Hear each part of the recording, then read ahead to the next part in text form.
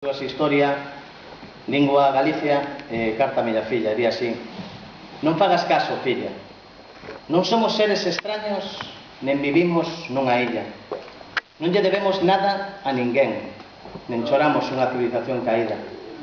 Somos chama viva da nosa historia, sen cadeas, sen hipotecas, sen medos na mañá nacida. Non fagas caso, filla, a nosa lingua nin é de pedra, nin é palabra rendida. As nosas mans son caudal, o noso verbo río, podemos soñar o que queiramos e acadar os soños cos beizos enchidos.